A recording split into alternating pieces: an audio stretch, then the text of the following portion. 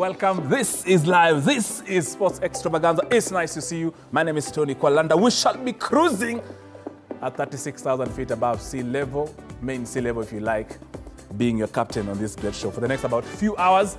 And of course, this year I don't do it alone. I normally have the best of personalities, celebrities, presidents in different kind of sporting disciplines. Wako hapa in the house. But first of all, I always give you a chance to win. On this show, you win airtime live. You send things like video clips on WhatsApp, 20 seconds video clip answering my question. Then of course you get yourself airtime. Teke, mara faster. Hapa leo tunafanya vitu digital because niko na watu wa esports. So siwezi kuja na makaratasi za credit niwapatie, watanaona mimi ni mtu douche. So of course we shall be doing it digitally for you to win. And we want you to win by a very simple question of the day that we have this particular afternoon. We're asking you. Today, of course, I've put out a picture to you to see and to tell us exactly who this particular athlete is. We're asking you, who is this athlete and which medal did they win at the Paris Olympics? Who is this Team Kenya athlete and which medal did he win in the Paris Olympics? Who is this Team Kenya athlete and which medal? You know the drill. We shall be sharing our WhatsApp number. We also shall be sharing our live call-in number where you can call us in live and answer. However, the most important one is the 20-second video clip where you record yourself. Jirecord. 20 seconds. Record tu. Ukiniambia jibu, ukiniambia mambo kadhaa about this particular clip, and then you stand a chance of winning yourself airtime straight to your phone without even blinking. Even though sisi ucheza, even though sisi ufanya hapa kwa hii show. Go to WhatsApp, call us in live, go on our social media platforms at Kwalanda on X, Tony Kwalanda on TikTok, Kwalanda Tony on Instagram, on Facebook, Tony Kwalanda, WhatsApp. Ni girlfriend unajua peke yake. So cheza kama wewe, tuma as many times as you can on this show. Now, this show I'm not alone in this particular show. This day, since we're doing things digitally, later on, remember, I'll be taking you to Paris Olympics. I have the latest information. Of course, we know what happened there in the marathon.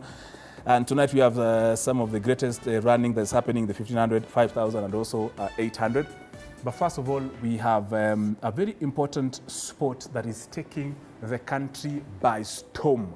It is called esports. Esports, which of course you participated in, is coming close to where you are. Mtaani mnajuanga kuna wase pale mtaani wameka kibanda wanapiga story ya esports, wanacheza pale ma games na video game ni nini. Now there was a very important event that took place last week. Should be last week on, I think the last Thursday when, during the Mount Kenya University graduation, where the founder of Mount Kenya University, Professor Simon Gisharu, of course, made a very important statement about the partnership between eSports Kenya Federation and Mount Kenya University. And of course, this is what Professor Simon Gisharu, the founder of MKU, said about esports in MKU.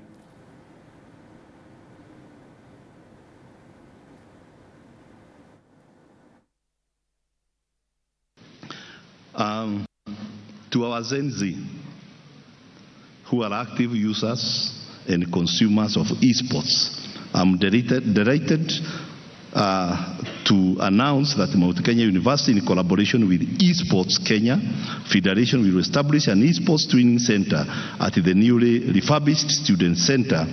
Establishment of this esports center will equip our students with skills that will enable them to generate an income and even make a career via their hobby esports. The groundbreaking initiative will leverage on MKU's resources for space provision, operational support, and academic integration alongside the Federation's expertise in equipment provision and technical support and training. The founder of MKU clearly saying how important esports is in the learning curriculum of the boys and girls of the different institutions, MKU. In fact, I remember, that's why I brought in the president of eSports Kenya Federation, my good friend Ronnie Lusigi. Karibu sana. It's good to have you. Welcome to our TV47 beautiful studios. you better bring your esports materials over here. Of course, he's together with an esports referee and also an MKU student, Brian Mutunga. Karibu sana. It's good to have you. Karibuni TV 47 on Sports Extravaganza. Bwana President, you've just had the professor say something very important. But already I remember earlier this year, you were in one of the branches of MKU, of course, where we shall be having those clips to be airing, where you did an esports event in Nakuru. And then now we're here, now we are finally, amesema, yes, itakuwa part of the curriculum and the system of MKU. When did it begin? Thank you very much, Kwalanda, and I'm pleased to be here at TV47 for the first time. Karibu. And it's important to also remind your viewers that I'm the only Gen Z president among all the sports federations in the country. So I'm the youngest president among them. Yes. I'm yet to hit 30. Yes. Sometimes when I go there, they think I'm the staff of one of the other presidents when you have those meetings. Very done. But either way, we are pleased with the partnership with Mount Kenya University. Yes. Because Professor Gisharu has shown visionary leadership by adopting esports. Yes. We started this conversation in 2023, where around June 2023, he officially, the university board officially adopted esports as a co-curricular activity in the institution, which is very important because they're the first university to do that. And at that time, they went a step ahead to buy equipment for the students there. They bought, I think, 3 or 4 PlayStations and screens, yes, which enabled them to just kick off. And it culminated last year, November, with the Kenya University Esports League, the inaugural one, again being hosted at Mount Kenya University. And now we've said, let's take it a notch higher. Because as an emerging sport, what we really need right now is a base, yes, a home, a center. And so we are pleased that MKU accepted to have the first esports training center in the country, which will really help us to grow the level of esport in the country. As the professors clearly said here, the university will provide for us space and operational support, while on our side we'll bring that technical support and equipment. And it's very nice to do this because now we'll be having places where people like our friend here will be training to become referees, others will be training to become coaches. Players will also be training how to do it professionally. As you've said, one of the things we notice, many people play a lot of PlayStation, for example, or mobile games, but they don't play it constructively. Somebody tells you, I have trained for 7 hours, but they were doing the same thing. But through this training center, you can be able to teach them periodization.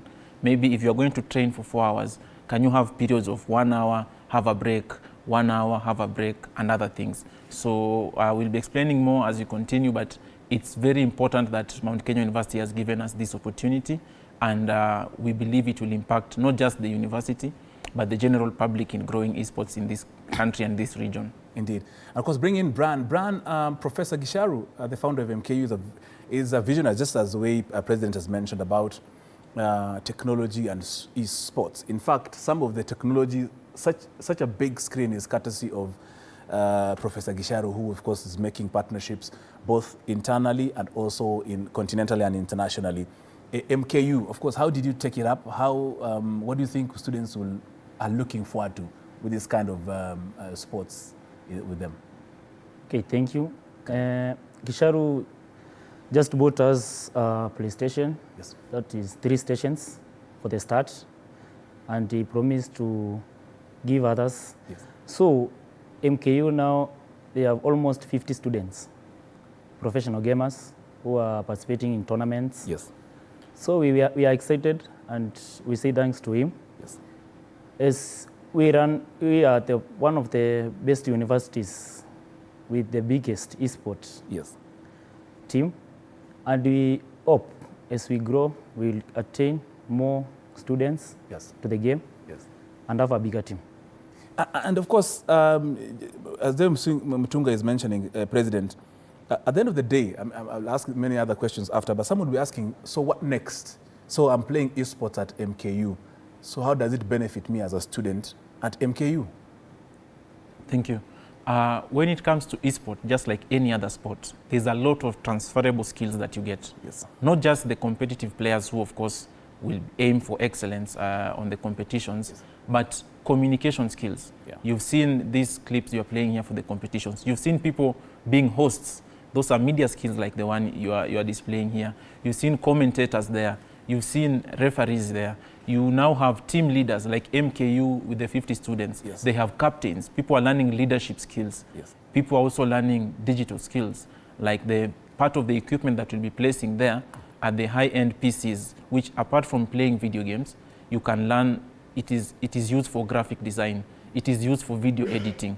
So you'll find that in esports, you have a culmination of very many skills, be it journalism skills, be it soft skills, and many other skills. Yes. And one thing that is also very important is that Professor Gisharu has allowed us to collaborate with the members of the public. So through the federation and our members, they'll be able to access these facilities during the weekends. Yes. For workshops, to train them and to upscale them. As you said, the most important thing is to build the capacity. We want these people who have these video gaming shops in the hood to come to this training center. We take them through workshops so that when they go back to the estates, when they go back to the residential areas, they can be able to tell guys, look, I can see the potential in you, now start playing this way. Or you are playing 3 different games, why don't you focus on one? It's just the same as our people who are now in Paris. Some of them started as 1,500-meter runners, now they are in 10,000. Our legend Kipchoge started on the track, now he's on the road. So it's the same way when you build the capacity of this, we call them change agents. When they go back, they tell you, Kwalanda, this fighting game is not suiting you. Try this strategy game. Or Kwalanda, these games require some agility. You are now approaching 30, 31. It's difficult to compete with these young people. Why don't you transit to coaching? Why don't you transit to being referees? So this training center is very important for the students. It will help them to apply the skills they are learning. Before they come for internship on TV47, yes. And they've done live streaming there, they come here when they are more ready than they could have been. Indeed. And Brian, talking about refereeing, how did you start refereeing? When did you start refereeing? Where did you get the training for refereeing? And where do you referee on, on matters football? I have to see someone, a lady or a gentleman running on the pitch. Where una refer hizi vitu? Na ni esports. Okay. First of all, nilianza kaa player. Nimekuwa nikicheza nikiwa high school, nimekuwa nikicheza FIFA. Yes. Yes. So tunasemanga kuna time, kuna kuanza na kwa kuisha. So huwezi kaa kwa industry all the time. Yes. Kuna wengine wanakuja. Yes. Na mimi hamona to say mwenye alinimalizia career ni Kapa. Because Kapa mimi na Kapa ndo tulianzisha the first EAB. Kapa ni nani huyo? Ari Kapa. Ari Kapa is one of the best players in the country. Tuambie uni naye. So Kapa is one of the best players in this industry. Yes. So after some time you have to step aside. But now, yes. For the love of the game, yes. Hawezi achana na esports. So what next? Next ni either kuwe the president mwenye yes. Kuna yeye na hatuwezi kuwa wewe. Hamwezi kuwa wote hivyo. Hatuwezi kuwa wote wawili. Yes. Then yes. Either kuwe a referee yes. Ama a coach. So before viki hapo mimi nilianza kaa referee. So venye unasema ati unadhani si tunakimbia, si hatukimbie. Tunafanya one of the easiest and the hardest things. Jukure esports si rahisi. Bearing in mind that umekuwa kwa team. Unaona? So ukienda kurev pale unapata na other teams na lazima ukue neutral. But now remember kuna your friends wenye bado wana participate in the same sport. But now lazima ukue neutral. So refing inakupea some opportunities na pia kuna some challenges. Indeed, naangalia refing hapa hivi, kwa hiyo of course hizo maclips pale watu wanarukaruka wanashangiliana ni mafans tuseme ndo wako kwa Stratford side ya hapo Old Trafford, alafu huko pale so na monitor venye msana nakimbiza player kutoka one wing to the next, ndio Brian? No. For me tuambie unaongea na mtu wangu Amanda Shivanga hajaiona hizo screens, hata ajui hizo equipment. Okay. For us yes. Our refing ni first of all ni uangalie kama au players wawili wenye wanacheza juu kwa game ni either player wawili ama kuna nyingine tunaitanga tag team wenye wanacheza watu wanne. But wacha tuanze na hii ya wawili. Yes. So kitu cha kwanza uangalia watu wawili kama wameadhere to the rules given by the tournament. Kila tournament iko na rules zake. Tunapata kuna tournament inacheza all stars, nyingine inacheza 95 rated players. So lazima waangalie. Lazima pia waangalie kama wana follow the rules. This year, last year, FC ikitoka kwa tournament walikuwa wamesema hufai kutumia back 5. But now kama hakuna ref, one of the opponents ataitumia to win the game. So lazima make sure anaitumia. Then pia lazima uangalie akiitumia. Unafaa punish ama communicate to the management. So kwanza una kama communication between the management na the players. So unafaa uando all the disputes zenye hao players wanaleta. Juu wao hawatatoka hapo waende kwa management. So lazima watakuletea kwako. So lazima uando hizo vitu. So naweza sema refing ya esports it's complicated. Watu wanasimama pale. Pia lazima utulize hao mafans. Mafans wanaweza haribu game. The fans. Watarusha mawe kwa screen. Unaona ruka huko. Yes. Wanaweza bully the opponent. Okay. Unaweza pata finali umepata na team mbili different. We have some teams in Kenya za esports. So unaweza pata kuna player wa hii team na hii nyingine ndio wamepata na finali. Then juu player mmoja na mafans na wengine wengi they try to bully the opponent ndo at least wapate hizi win. So lazima wa control. Na pia lazima uangalie updates za machines kama wendo uko responsible kuangalia hizo updates juu FC ikitoka na hizi machines unapata updates na come. After some time kuna update mpya. So unapata huyu player amekuwa akitrain na ile update mzee na kuna mwingine ana train mpya. Na for tournament lazima use the current update. So unaona ukikoza kuangalia updates ule player mwenye amekuwa akitrain hii update mpya yeye ndo anaumia. So hizo ndo vitu tunafanya sisi kama referees. President, kuna vitu mingi inafaa pia you induct us in this game because hata mimi mwenyewe baadaye nasikia vitu for the very first time. The equipment, as a federation you have of course that responsibility to mobilize ama to ensure people have equipment.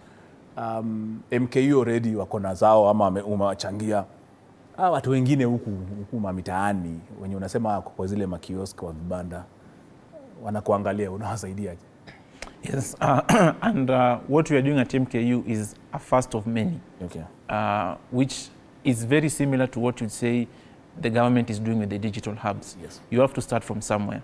So we've seen that there's the challenge of accessibility, but it's there in every sport.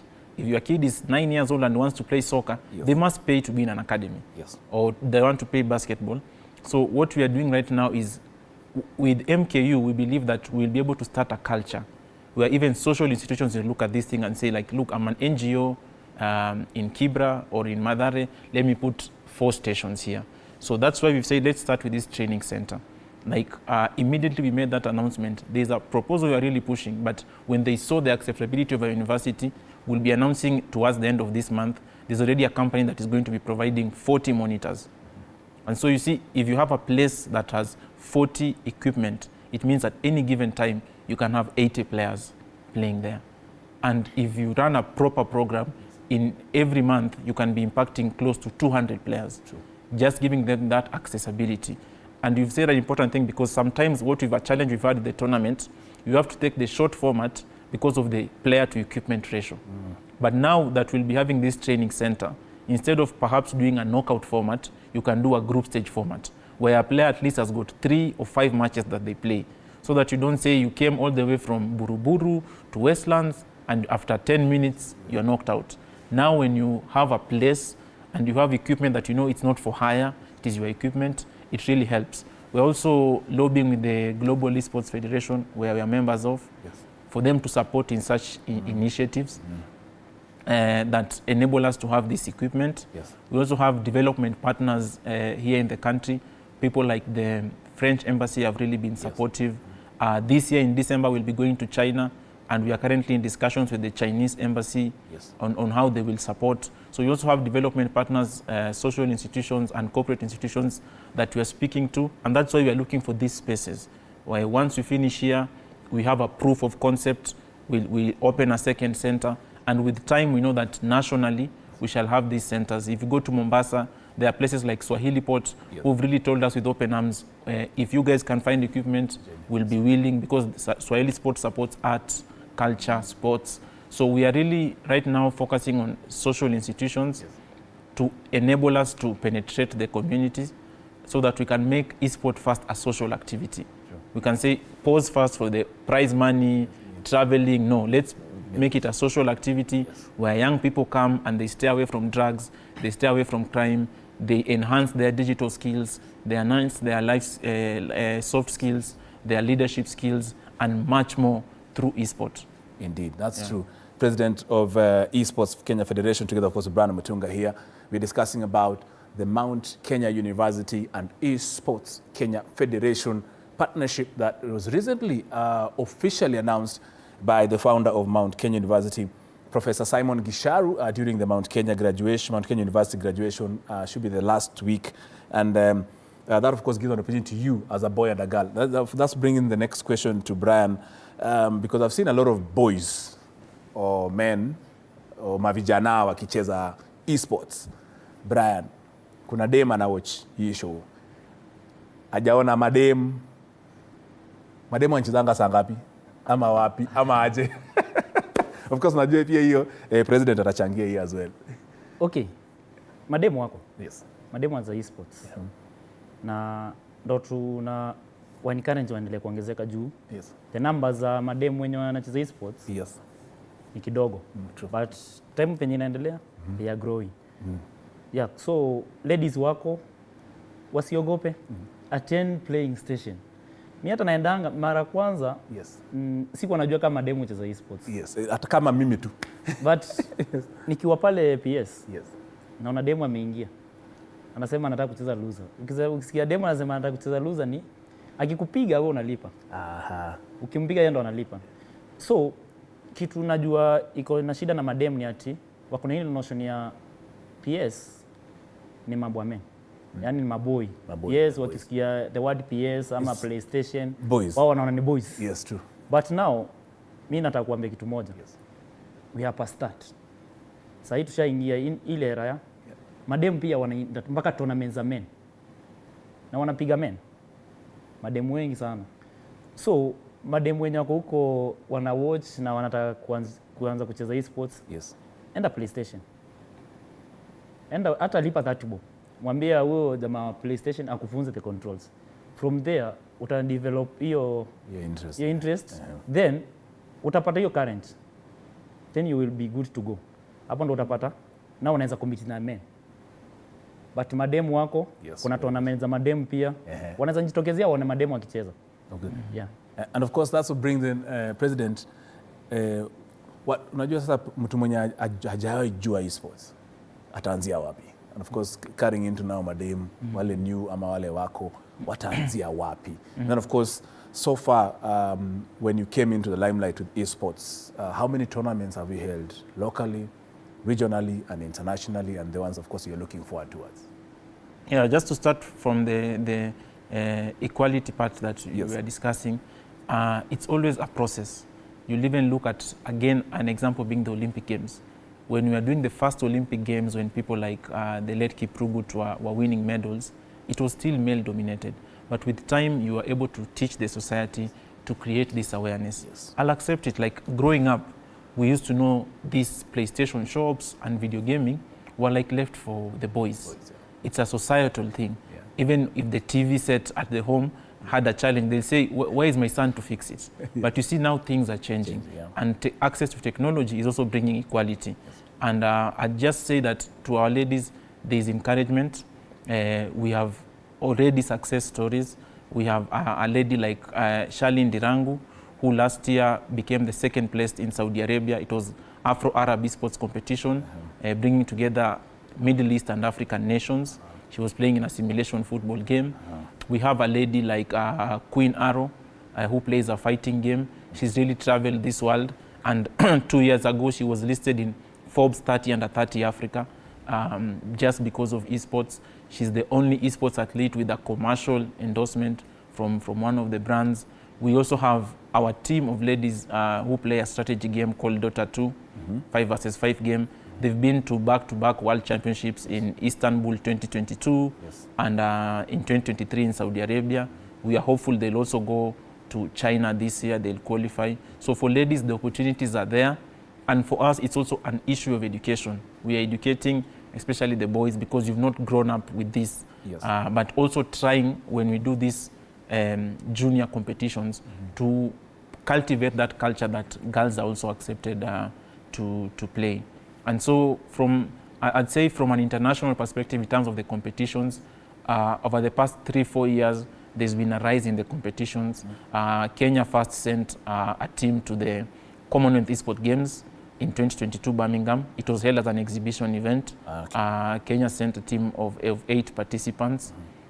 Kenya sent a team to qualified a team of 7 participants to the Global Esports Games 2022 in Istanbul. We sent participants like Eric Dimon, who has been to France thrice for the E-League One Tour competition. We have a player like Mike Muhoro, who last year was in Romania and finished in top 32 in the global fighting game competitions. And so at least I'd say annually, at least 10 Kenyans are now going to international competitions. And this is possible not just because of the federation, but also because of our member participants, member organizations, because we have a number of esports organizations in the country operating privately who've been doing this. And now what we are trying to do is to consolidate that so that we can streamline this space, so that we can start looking at, now we've been sending people outside, but when they go outside to represent the country, what is the player welfare, for example? What can we do better?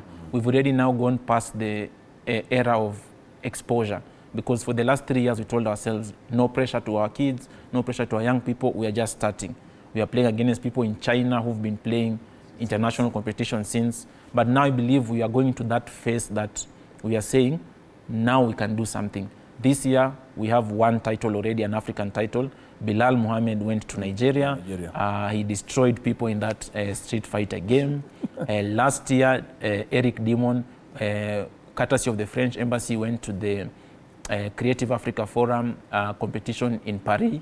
He came back with the title. So now you can see even our competitive edge is going higher. And now with the training center at MKU, we'll be able to also tap those outstanding players and have a place where we can sharpen their skills.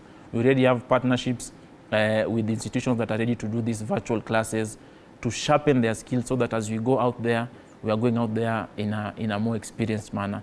And for you, anybody who wants to start in esport, it's just like any other sport. You can start on your phone. We have got mobile games. Next week, we'll have a Kenyan team that plays PUBG Mobile. It will be in Morocco, playing in an African competition for a mobile game. It's a 4 versus 4 mobile game. Mobile phone, yeah. Like these two, mnasimama alafu mnafanya mobile. Yes, and now they play 16 teams, and it is screened to the participants to play. To the spectators to watch. We have a Kenyan team that will be going to Morocco.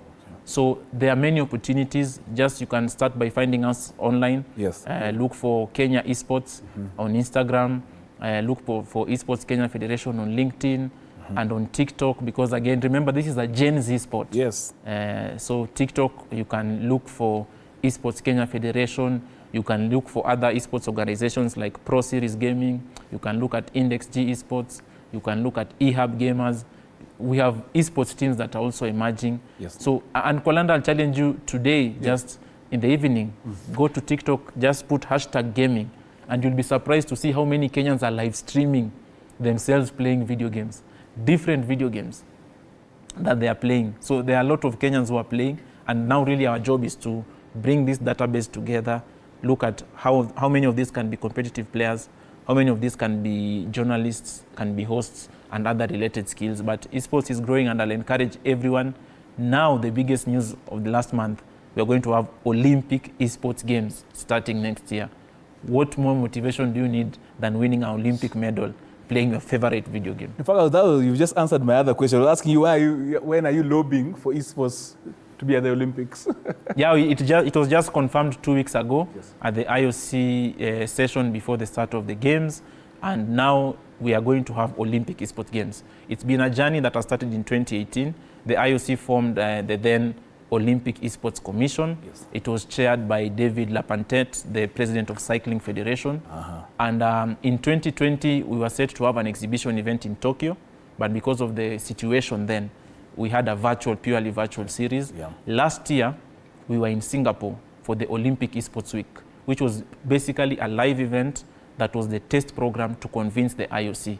And it did well. We have one Kenyan who participated there, some in the racing game. Yes. And now this year, they were finally convinced that they need to adopt esports. But the question was, do we put it in summer or Winter Olympics? But they voted unanimously to have it stand alone as Olympic Esports Games. So this is a culmination because FIFA already has got the eFIFA World Cup. If you go to FIBA, they have the eFIBA World Cup. If you go to the Premier League, they have the ePremier League. And of course, you know, even here in the country, we have a partnership for 3 years now with League One, where you normally have the E-League One tour, where people play video game using the E-League One teams, and the winner goes to France. And hopefully, I'm hoping that when I come back next time here, there's something we are cooking with the Football Kenya Federation, and you should look up to an E-Kenya Premier League version. And there are also other sports federations you are speaking to that have high affinity to this, like the Motorsport Federation and the Basketball Federation. And just look out to see more news that will be coming, because we have to simulate every sport. But also we have esports games that are not simulations of any sport. They are just a game, a strategy and other things. Indeed. And Brian, I'm just looking at all these things. Where do you see, why did you yourself decide to focus on esports? You've grown from being a player, a participant, now you're a referee. What next? What are you looking at? Are you looking at full employment on esports? What is it in for you? Because I'm also speaking on behalf of someone who is there thinking, okay, I cannot play, I cannot do these things. So what are my opportunities? Ni nini naweza fanya besides unajua kwa referee ama kucheza kwa hiyo story ya esports? Okay. Esports iko na a lot of opportunities. Yes. So, like nikienda tournaments, napatana na watu wengi sana. Napatana na South Sudanese, napatana na event organizers. So, ni networking. Esports kwanza, kitu ya kwanza inaleta ni networking. Networking, yes. That's true. So, esports kitu ingine, yenye imefanya ni venture into esports. Kitu ya kwanza naipenda. Na hakuna kitu nzuri kama kufanya kitu unapenda. Passion, yeah. Then, esport pia inakupea leadership opportunities. Yes. Unaweza jipata unataka ku-organize event. Sisi referees, we do event organizers. Yes. So unapata kama watu kama TV47 wanataka ku tournament in MKU. Obvious, I'm the one mwenye nita-organize. Yes, true. So inakupea opportunities mingi sana za event organization, kujuana na watu, hiyo networking. Na pia sasa hivi venye e-sport imeanza kupanda, kuna hizo international tournaments. So, kama Kenya tunapeleka players internationally, then lazima wakuwe na referee wao. True. Lazima watembe na their management, which is of referee, coach, and the president. So, naweza sema e-sport iko na opportunities mingi sana. Mnasikia kabisa. Kama unajoin na sisi sasa hii, this is of course Sports Extravaganza. Niko na president wa Kenya Esports Kenya Federation, President Ronnie Lusigi, pamoja na one of the referees and also a student at Mount Kenya University, Bwana Brian Mutunga. Wamekuja kudemystify, wamekuja kubreak break ice history ya esports. Kumbuka kwamba we're here because there is a partnership between Mount Kenya University and Esports Kenya Federation now, which means kama wewe ni student umetoka high school na unataka kupursue esports, Mount Kenya University. Remember, Mount Kenya University is across the country, it is across the region. Iko Rwanda, iko sijui Uganda, iko wapi. It is an international institution, so that gives an opportunity for you to pursue something which you like. Passion is very important. Sasa emergency hauwezi walazimisha kitu, atafanya kitu anataka. Tony Kwalanda here on this show, of course, with the president. Tukimalizia before we go for a break, niko na leo na director wangu anajulikana kama Emmanuel Inonda, mwenye hata ajui esports ni nini, hajaishika PlayStation yake ni jembe, akilima pale miwa ya Kakamega Manda Shivanga. Ningependa kuuliza tu president, juniors, mlipitisha kwa story ya juniors very fast, sijui kwa nini? but juniors ni very important because before Brian Mutunga akuwe mtu mkubwa alikuwa mtoi. So how is that? How are you managing seniors? What levels are you managing in terms of all these things? So this coming term, we are going to have the inaugural junior esports competitions, which will bring together students in high school. Yes. And the reason we've taken time to come up with junior esport is because you also need a lot of guidance. Because junior esport will not just be a competition, it will also be an awareness platform. Through junior esports, you are going to speak to the teachers. We have prepared surveys for the teachers. How prepared are teachers and our families, parents, to deal with this video gaming era? Because we are in the digital era. Now we need to teach our parents how can they prevent their children from playing video games irresponsibly. So from junior esports, what we'll be doing, we'll be equipping teachers and parents through the schools to know age rating of games. There are games that can be played by everyone. There are games that can be played by people above the age of 16 and other things. Through junior esports, you're going to educate the young ones. Because now there's all these things on the internet. They see, I want to be the best video gamer in the world. But just like any other sport, Kwalanda, it's only the 1% who make it to the cream. So we must educate them on how to play video games safely. You need to hydrate. You need to look at the duration that you play. We have things like visual health. Yes. How close are you to the screen? What is your brightness setting? Yes. We have things like hearing health. What is the volume of your headsets when you are playing these video games? So through junior esports, we are really going to educate the society in how to play video games responsibly. Through junior esports, also we are going to raise awareness on schools on how do you extend your co-curricular setting. Yes. Because there's a competition we did last year in St. Christopher, and the teachers were shocked because there was a shy boy who would never speak in class, but after winning that competition, they say the self-esteem of that boy grew, because now when others in class could say, I'm the best dancer, I'm the best rugby player, he could come and say, if there's somebody who can beat me on PlayStation, stand up. So it even impacted in this young person's education performance, increasing. So it's also guiding schools to how they'll adopt these things. And above all, we also want to work, especially with sports institutions, for them to understand that esports can be a gateway to them to reach the young population. That is why you'll see now teams in Africa, Raja Casablanca, they reached the semi-final of the esports version of the World Cup this year. And esports is connecting them to the younger people. So we also want our giants like AFC Leopards, Gor Mahia, we hope to see them venture into esports as a way to connect to these young people as other teams are doing, and also to teach.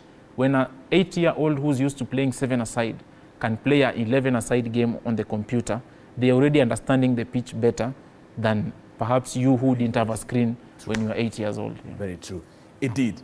Yes, that is, of course, President Esports Kenya Federation, Ronnie Lusigi, together with my good friend, referee and also a student at Mount Kenya University of Esports, Brian Mutunga, here on Sports Extravaganza on TV47.